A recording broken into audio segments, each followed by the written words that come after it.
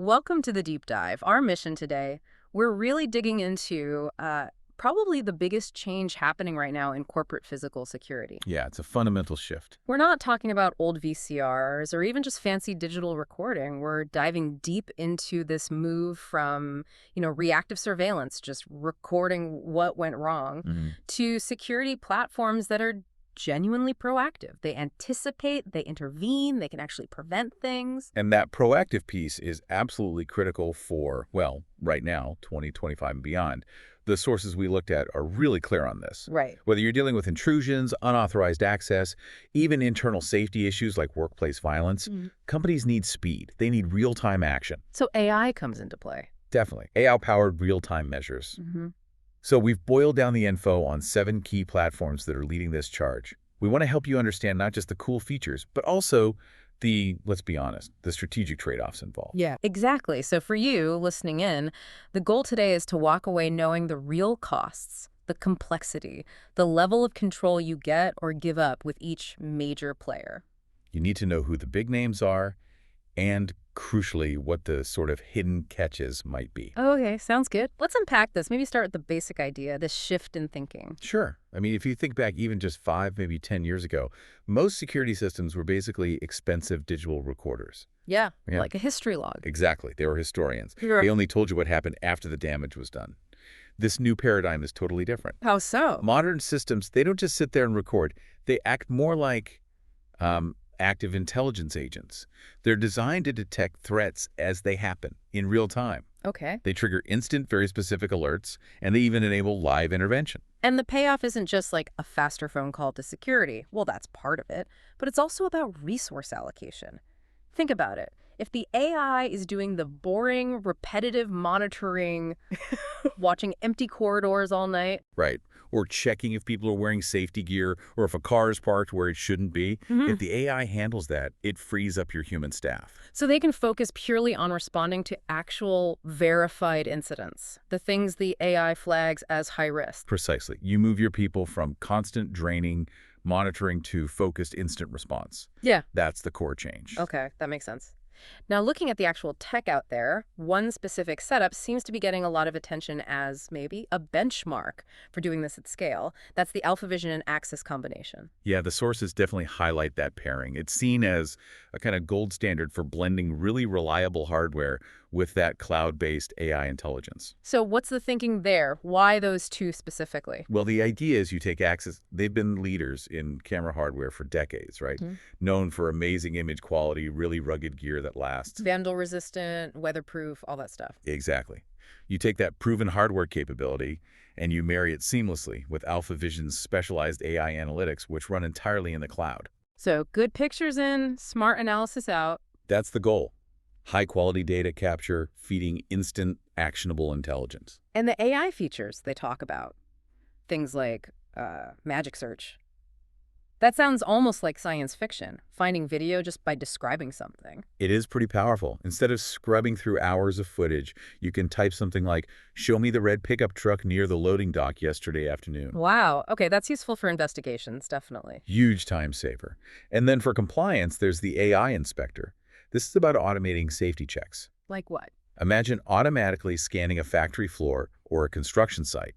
The AI can detect if workers are missing hard hats or safety vests, or if someone's, standing somewhere they shouldn't be near dangerous machinery. So it automates those routine safety audits? Yeah, a massive labor saver and potential risk reducer. But the feature that really feels like it defines this whole proactive idea, that's the live intervention part, using audio. Yes, exactly.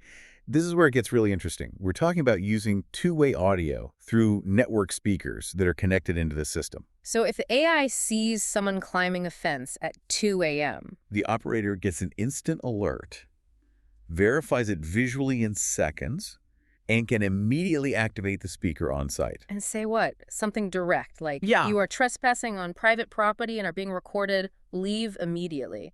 Ah. So you're not just alerting your own team, you're actively trying to deter the person right then and there. Or de-escalate, potentially. It moves the security system from being just a passive witness to being an active participant in managing the incident, often before your own personnel can even get there. That's a fundamental shift. It sounds incredibly effective, I have to say. But let me play devil's advocate for a second. Doesn't letting remote operators talk to people on site, potentially in tense situations, open up a huge can of worms? Liability-wise.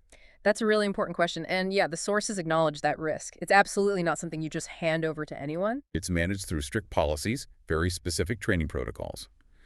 This kind of live audio intervention is typically reserved for highly trained staff in specialized security operations centers, or SOCs. So it's a tool for careful de-escalation, not just yelling at people. Precisely.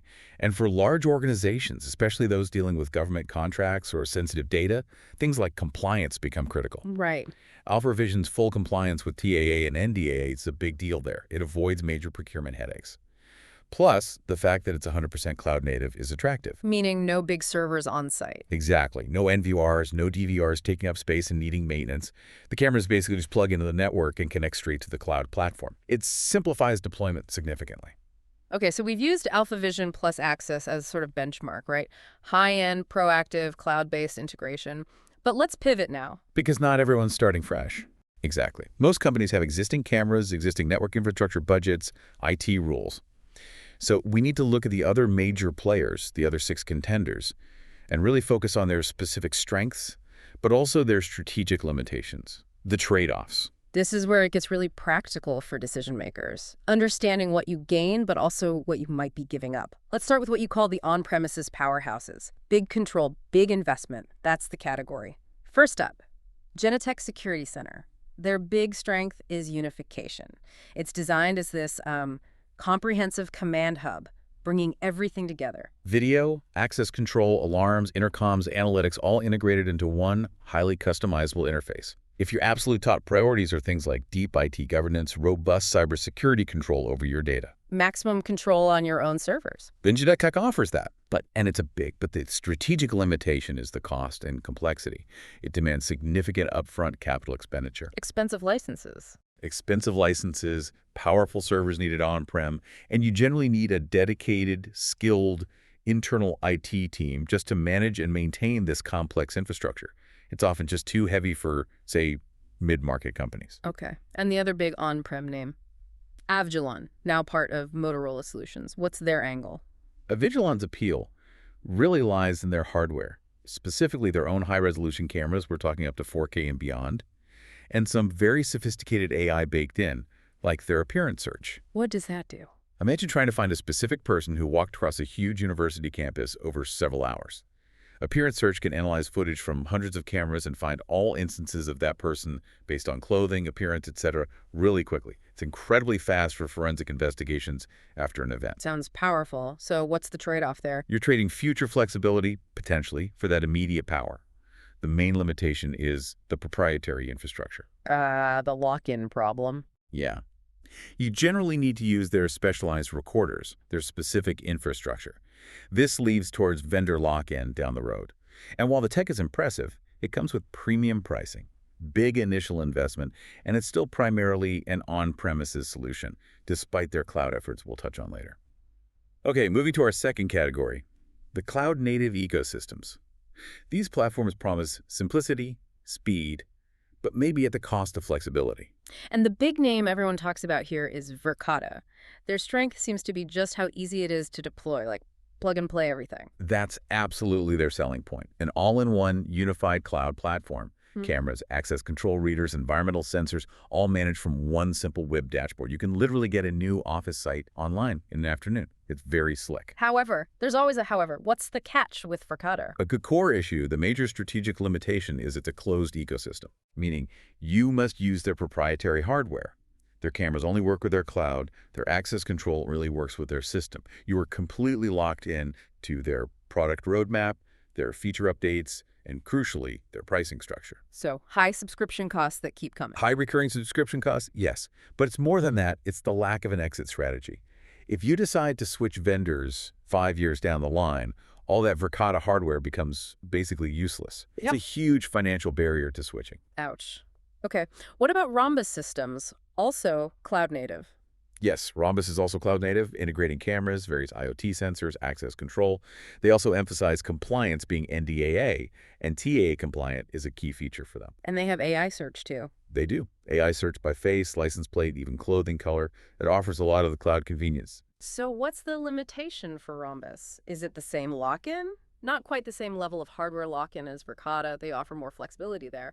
But they share the fundamental cloud trade-off. Heavy dependency on your internet connection. Ugh, right, if the internet goes down. If you have sites with poor or unreliable bandwidth, a purely cloud-dependent system becomes a potential liability. The connection is everything. And like many AI systems, especially newer ones, there's always the potential for false positives from the analytics in tricky lighting or weather conditions. You still need human verification. Okay, that makes sense. Let's wrap up with the third group you identified, flexibility and VMS focus. These sound like they're aimed at companies with lots of existing cameras they don't want to rip out. Precisely. This is where Eagle Eye Networks really shines. Their core strength is being a pure cloud video management system, or VMS, combined with pretty much unmatched camera flexibility. What do you mean by flexibility? They use a small on-site appliance, often called a bridge or gateway, that allows you to connect virtually any existing IP camera brand, Axis, Hanwha, Bosch, doesn't matter, into their cloud platform. So if you've acquired companies over the years or just have a mix of different camera brands across dozens or hundreds of sites. Eagle Eye is often the ideal solution.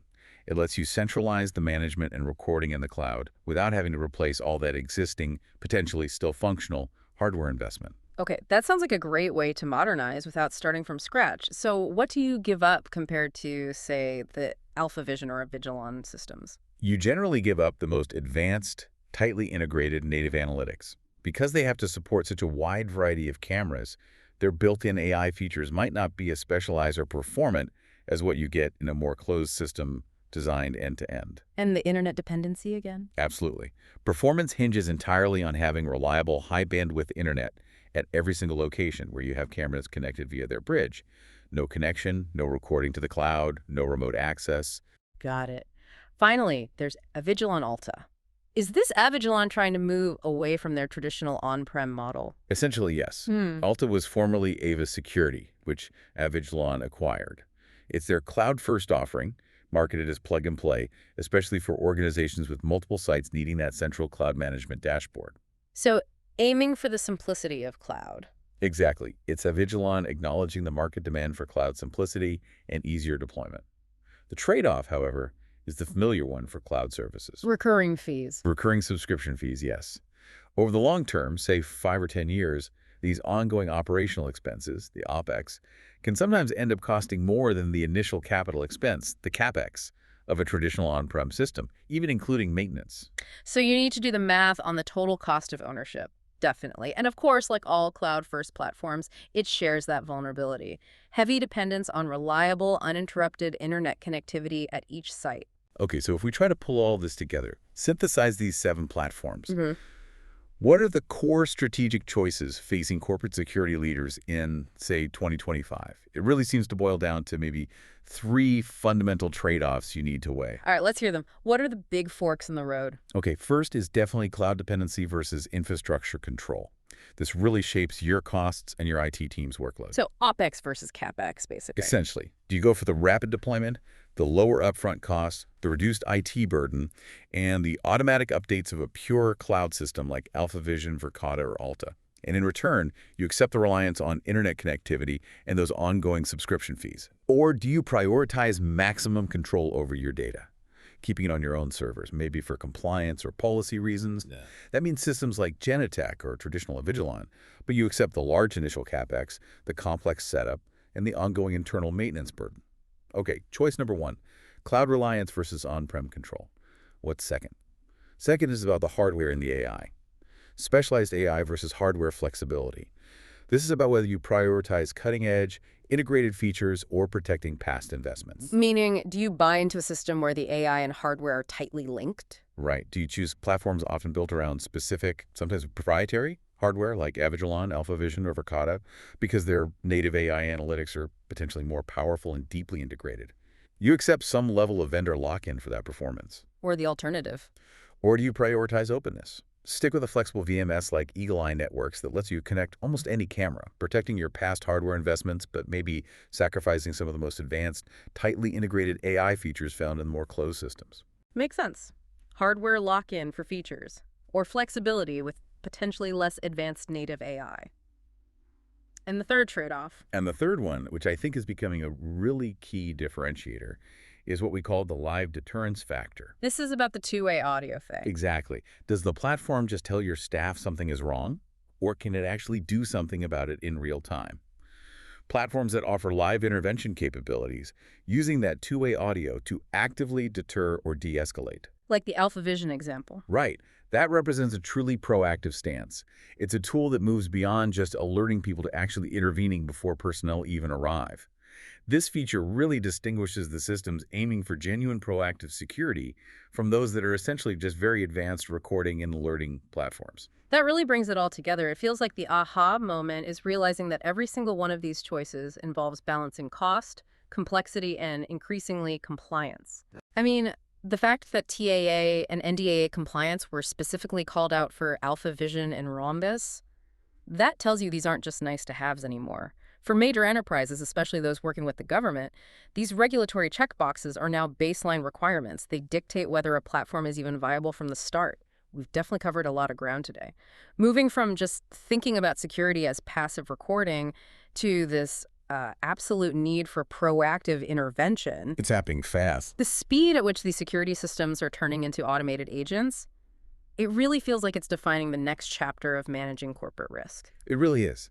And as AI increasingly takes over these tasks, the monitoring, the inspections, the automated audits like checking for PPE, tracking objects, enforcing compliance rules, automatically it forces a really important and frankly necessary question that you as a user or implementer have to grapple with. In a world where AI delivers this hyper-efficient automated compliance, how do organizations make sure that the undeniable efficiency gains from these always-on deep tracking systems are balanced? Ethically and legally balanced against the constant careful management of the privacy implications that are just inherent in this level of powerful AI, facial recognition, object tracking, behavior analysis. So the efficiency versus privacy trope. Exactly. Finding that balance between enhancing safety and respecting privacy, that's probably the central challenge for managing these incredibly powerful systems moving forward.